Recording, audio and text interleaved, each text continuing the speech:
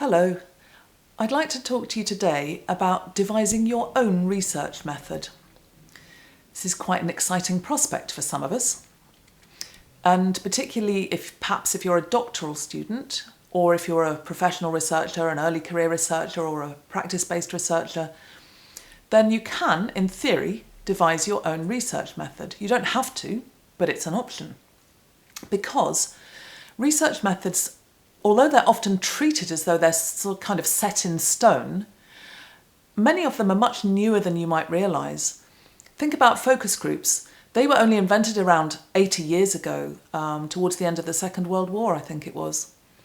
Researchers adapted the interview method from journalists only just over 100 years ago, and questionnaires are less than 200 years old. So these methods that we think of as having been around forever were devised by people probably quite like us, not that long ago.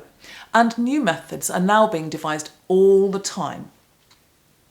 I have to say, though, that these days, devising a new method rarely means creating a whole new method from scratch. It tends to more mean adapting existing methods. So one example here is that Jacqueline Belziel and Gunilla Öberg from the University of British Columbia devised a new method of analysing focus group data.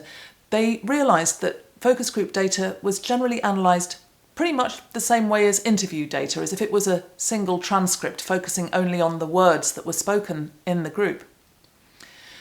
But it occurred to them that it might be useful to think about the interactions between people in the group as they appeared in the data, and to analyse those as well, which they did, and this created an interesting new layer to their analysis. They wrote it up and now other people do the same thing. So that's a new method of analysing focus group data. And interestingly, that also shows that devising new methods doesn't only have to be about ways that we gather data. People often think of research methods as ways we get data, which of course those are methods, but there are also methods of reporting research, maybe through creative writing or through video.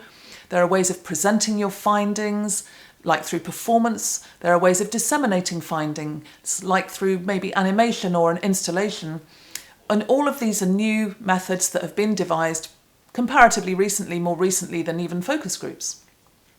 So there's a lot of scope for innovation when it comes to research methods, but we do have to remember that innovation does not replace good practice. It is essential to pilot any new method that you devise, to try it out, to test it, to see how it works, whether it works. And it is also essential to understand and acknowledge the limitations of any method you devise or adapt, because no research method is good for every research project or every context. It couldn't be.